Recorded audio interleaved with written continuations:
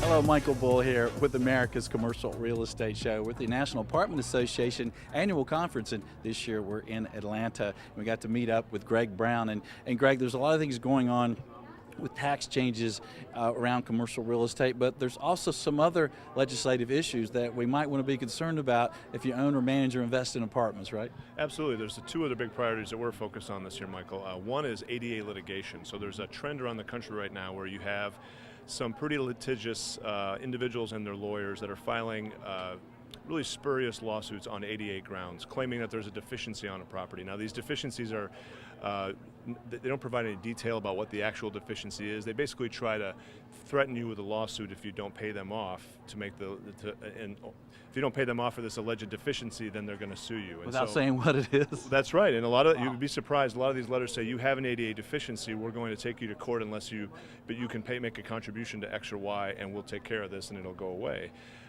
Oftentimes they sounds like extortion. It's exactly like it. It's exactly like that. And sometimes the deficiencies themselves, they're not even visiting the property. They use Google Earth and they look at the way the parking lots are painted or their curbs are cut or all these sort of things. So what we're supporting is some legislation in the Congress that would provide for a 120-day right to cure period. So if a deficiency was claimed on a property, an owner would have 120 days to fix that deficiency before litigation could start.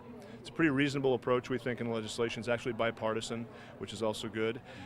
So we're pursuing that pretty heavily because this is a problem that's not just, used to be California and Texas and Florida, but now it's Indiana, it's Colorado, it's all over the country. And you think about right to cure default, you usually have that in any contractual obligation. You have it in commercial leases. Right. So we think, hey, thanks for telling me, give me some time to fix it though, right? Absolutely, and we never get to that point in these lawsuits. It's really a matter of either pay us our fee, so to speak, or we're going to sue you in court. And most owners, especially smaller owners who don't have a lot of legal resources at their disposal, will simply just write the check to make it go away. So we're trying to help those folks especially. Right. And another issue for owners, especially when it comes to financing their properties, is flood insurance, right? Absolutely, yeah. The National Flood Insurance Program is one of those federal programs that can really help bridge the gap in the insurance sort of picture or larger puzzle for an apartment owner. And that program expires this summer. So the Congress has to reauthorize it by September, and so we've been working to make sure that reauthorization happens. It happens on a long-term basis, so we have some certainty going forward in the market, and there are some reforms made to make sure that apartments are treated on an equitable basis with single-family and other structures. So. Yeah, and so what would you say to the listener or viewer, and I asked this question before, that, hey, Trump's the president, he knows real estate, do we really need to worry about this?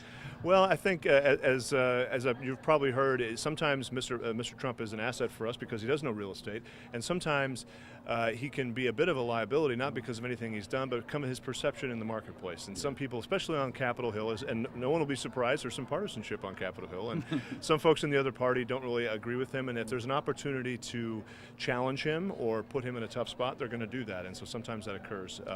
And so sometimes that real estate experience or the success that he's had can cut both ways. Okay. How can the listeners get involved? How can they help?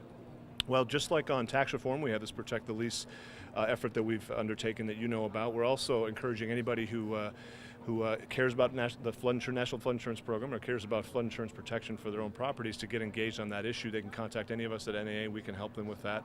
On ADA, my biggest suggestion would be if you're experiencing one of these drive-by lawsuits, as we call them, you need to share that information with us at NAA so we can really track where these things are happening and respond appropriately to folks to engage with Congress as well. Okay, good. And who should they contact? Me, and then I'll contact you? Sure. Well, they can contact me if they would like. Greg Brown at gbrown@naahq.org is my email address, but call us at our main office in Arlington. Happy to help. Perfect, Greg. Thanks for joining. Thank you, Michael. Enjoyed it. I'm Michael Bull. This is America's Commercial Real Estate Show.